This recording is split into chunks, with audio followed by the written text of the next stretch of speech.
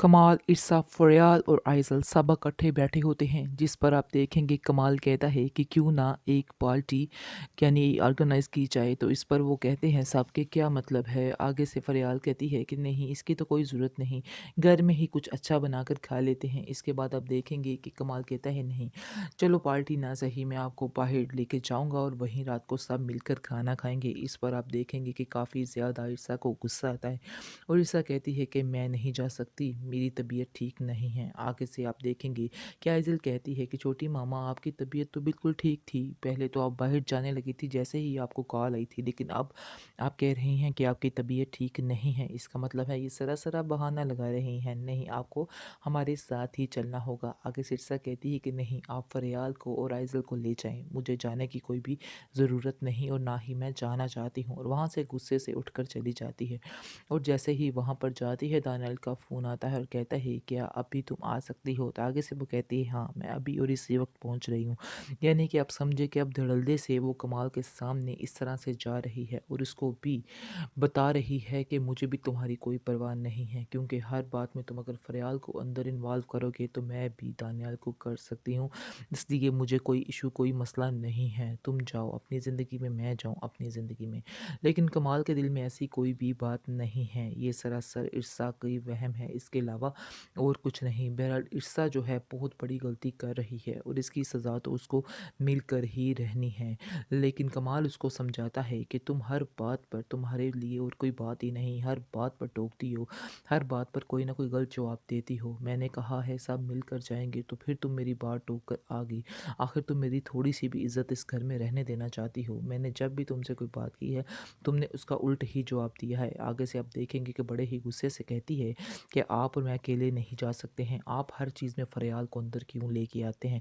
फरियाल सारी बातें सुन रही होती है और काफ़ी ज़्यादा अपसेट हो आगे से जाती है। फरियाल कहती है कि मैं आखिर कौन होती हूँ किसी को कुछ कहने वाली, मेरा तो कोई हक ही नहीं बनता इस घर में मैं कुछ बोलूँ, इसलिए ये बेहतर यही होगा कि तुम इसको खुद समझा दो। मैंने तुम्हें पहले ही कहा था कि मैं यहाँ पर नहीं रह सकती हूँ, लेकिन तुमने मेरी एक नहीं सुनी और तुम अपनी ही मर्ज़ी करके दोनों मुझे यहाँ पर ले आए। आगे से आइज़ल कहती है कि आप आंटी कैसी बातें कर रही हैं, जो सोच रही हैं बिल्कुल गलत सोच रही हैं, ऐसा कुछ भी नहीं है, आपको इधर ही रहना है और कुछ भी नहीं होना। यानी कि आप मज़ीद, आपकी तबीयत ख़राब हो सकती है अगर आप इधर नहीं रहती हैं तो। इस पर वो एग्री हो जाती है और कहती है कि हाँ, मुझे भी ऐसा लगता है कि मैं जब अकेली रहती थी तो मैं काफ़ी ज़्यादा डिप्रेशन में चली गई थी। मुझे इस चीज़ का एहसास हो चुका है। आप लोगों की बहुत मेहरबानी कि आप लोगों ने मुझे इधर रख लिया है। मैं आप लोगों का एहसान कैसे उतारूँगी। लेकिन इरसा को समझाना ऐसे लग रहा है जैसे बहुत मुश्किल है। वो मुझे एक्सेप्ट नहीं कर रही है इस घर में। आगे से आप देखेंगे कि इरसा कमाल को कहती है कि मुझे ऐसा लगता है कि आजकल कुछ ज़्यादा ही आपका ध्यान उसकी तरफ हो चुका है। आपको मेरी तो कोई परवाह है ही नहीं। आखिर क्यों ऐसा हो रहा है? आगे से वो कहता है कि ये तुम्हारी सिर्फ़ और सिर्फ़ गलतफ़हमी है, इसके अलावा और कुछ भी नहीं है। क्योंकि तुम मेरे पे यकीन नहीं करती हो, इसलिए ये सब कुछ हो रहा है और मज़ीद भी इस तरह हो सकता है क्योंकि तुम्हारे दिल में कोई एतबार वाली चीज़ ही नहीं है मेरे बारे में। वो तरह-तरह की बातें वो भी सुनाती है और वो भी इसको समझाने की कोशिश में लगा रहता है कि तुम आखिर क्यों परेशान हो रही हो? क्यों इस तरह की बातें कर रही हो? तुमने ऐसा क्या देख लिया जो तुम ऐसे कर रही हो? आगे से आप देखेंगे कि कमाल जो है वो इरसा को कहता है, तुम क्या समझ रही हो कि तुम बहुत ज़्यादा ठीक हो, यानी कि तुम मेरे साथ बहुत सिंसियर हो। आखिर तुमने ये सब कैसे सोच लिया? अगर मैं तुमसे इस चीज़ का गिला करूं तो फिर कैसा लगेगा तुम्हें? क्योंकि आज तक तुमने भी तो मुझे अपना शौहर समझा ही नहीं है और बिल्कुल मुझसे कट ऑफ ही रही हो। हर बात पर तंज, हर बात पर गुस्सा, तुमने अपनी ये आदत बना ली है, इसके अलावा और कुछ भी नहीं। मैंने काफ़ी दफ़ा कोशिश की है तुम्हारे साथ ठीक होने की, तुम्हारे साथ आगे हाथ बढ़ाने की, लेकिन तुमने मेरी एक नहीं सुनी है।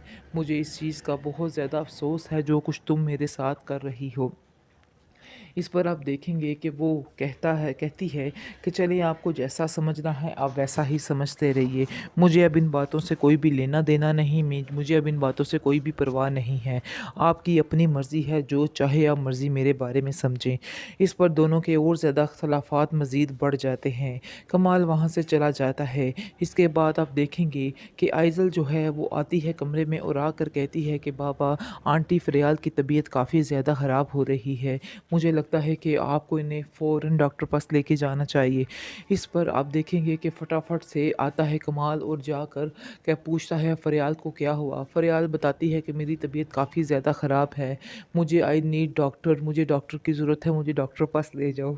जैसे ही वो उसको डॉक्टर के पास लेके जाने के लिए लगता है तो आगे से आप देखेंगे कि किरसा बड़े ही गौर से देख रही होती है और इस चीज़ को महसूस कर रही होती है कि जो कुछ ये कर रहा है वो बिल्कुल गलत कर रहा है, लेकिन इसके अलावा कोई चारा भी तो नहीं है कमाल के पास। उसको ज़ाहिर बात है कि उसने उसकी मदद तो करनी है। वो जानता है कि वो बिल्कुल बेसहारा है और उसकी मदद कौन करेगा, इसलिए ही सिर्फ उसने उसका साथ देने का फ़ैसला किया है। अलबत्ता ऐसी वैसी कोई बात नहीं, जो समझ रही है इरसा बिल्कुल गलत है, लेकिन इरसा जो कर रही है वो गलत कर रही है, क्योंकि उसको ये बातें ज़ेब ही नहीं देती है, चाहे जो मर्ज़ी हो जाए, लेकिन इस तरह की हरकतें करना उस पर मुनासिब नहीं है।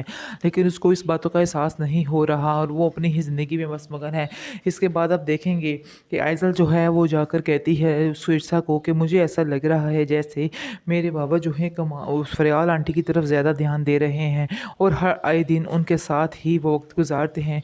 आप दोनों के दरमियान काफ़ी ज़्यादा मुझे लगता है मिसअंडरस्टैंडिंग है, जिसकी वजह से आप लोगों की कोई भी बात नहीं हो पा रही है। मैं इस चीज़ को महसूस कर रही हूँ।